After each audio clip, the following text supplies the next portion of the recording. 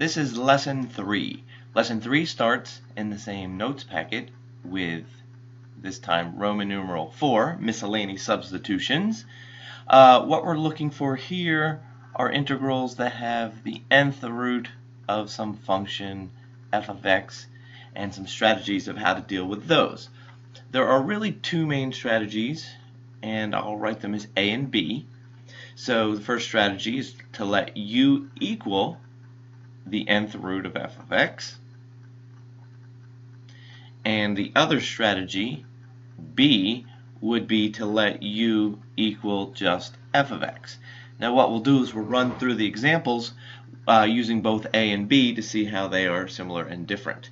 Example number 1 from the notes. Example number 1 is the integral x cubed over the cubed root of x squared plus 4, and of course dx. Okay, to do this problem first, we're going to start with the A version. So if we're doing the A version, then we're going to let u equal, see we have a radical in the denominator, and so we're going to let u equal the cubed root of x squared plus 4. So the strategy here is once you have selected your u, the idea is to get rid of the radical. So to get rid of the radical, I'm going to cube both sides.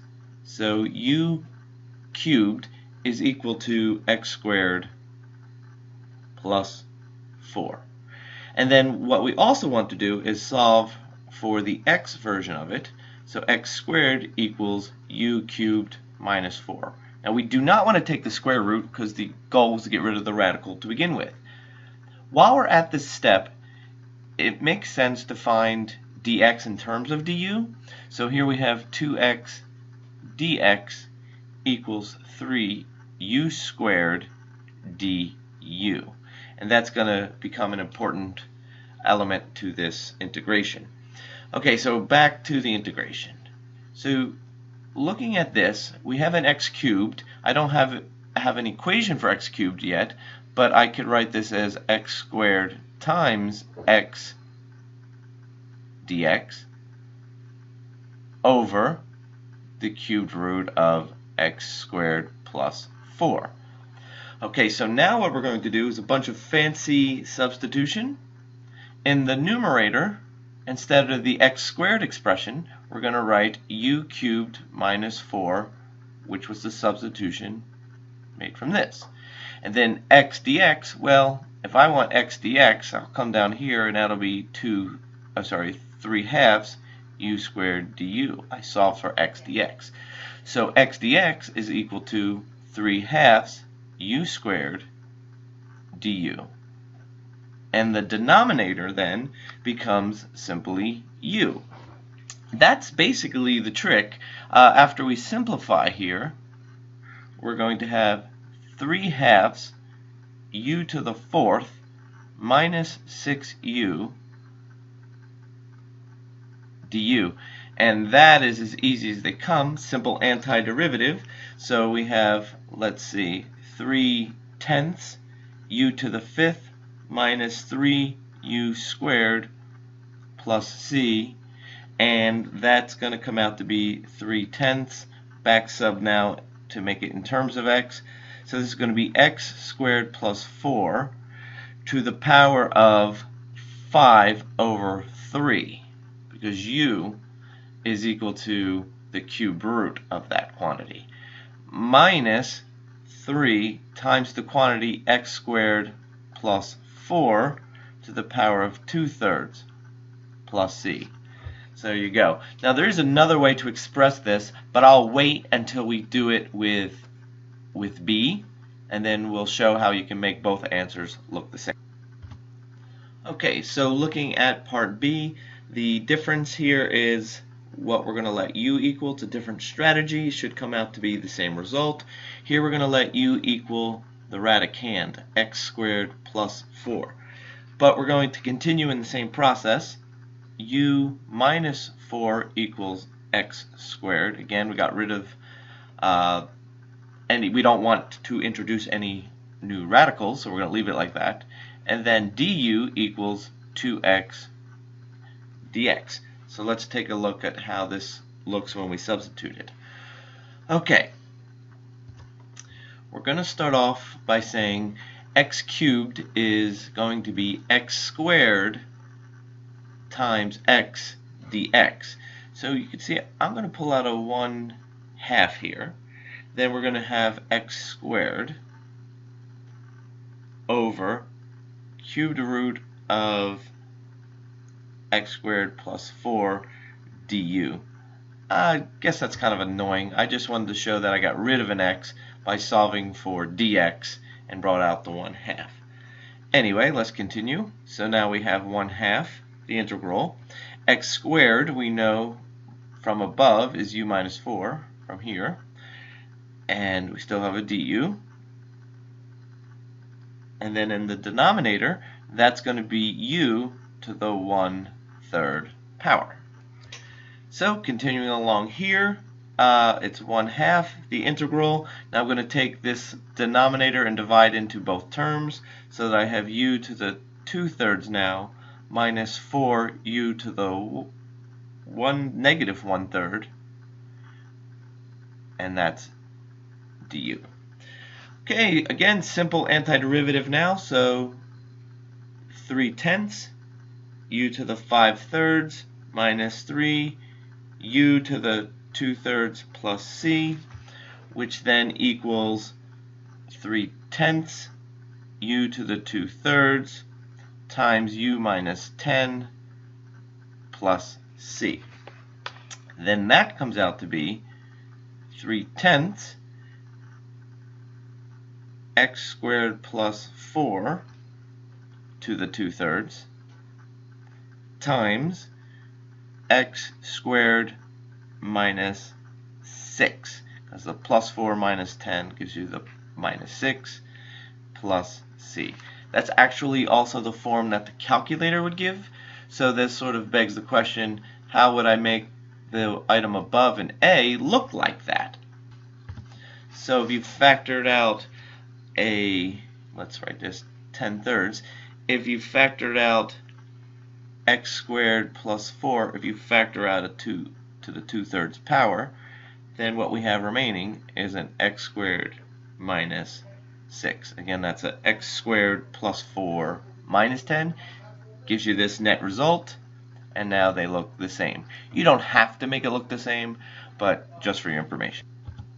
Moving on to example number 2. This one's a little different because we have two different radical expressions. We have x to the 1/2 and we have x to the 1/3. The idea is to let u equal x to the 1 over n, where n is the least common denominator.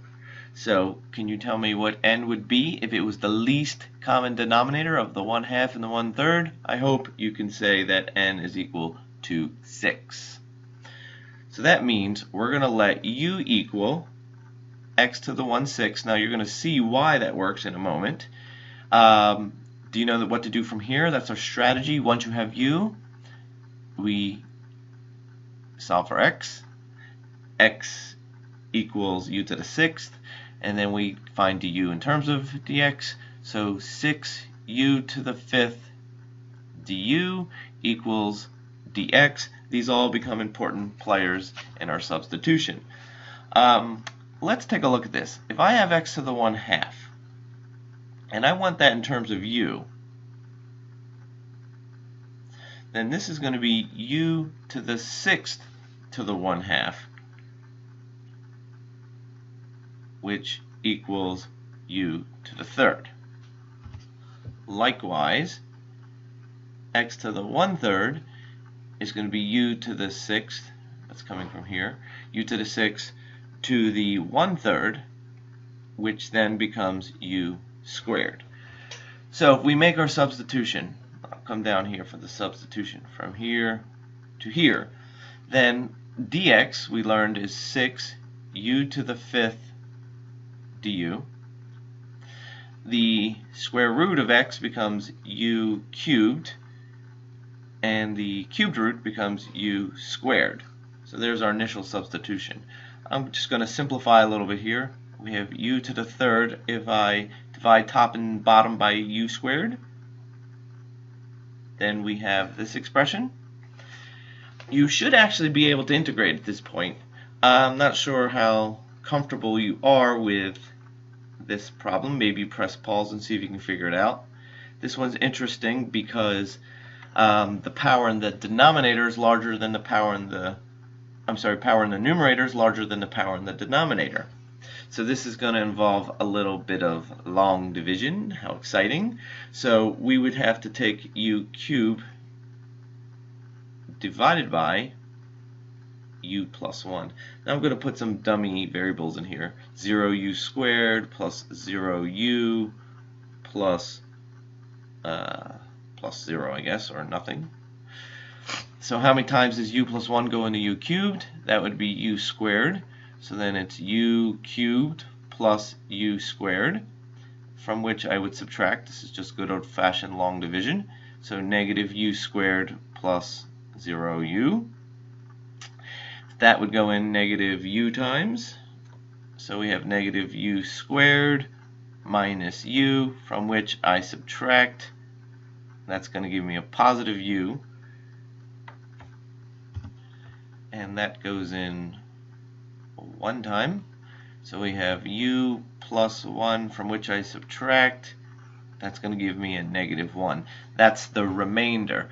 So when I take this division, I get u squared minus u plus 1 with a remainder of 1, which goes over the divisor like that. So this is a little bit messy. Let's see if I can't come down here for the integration. And we have 6 times u squared minus u plus 1 minus 1 over u plus 1, all of that times du.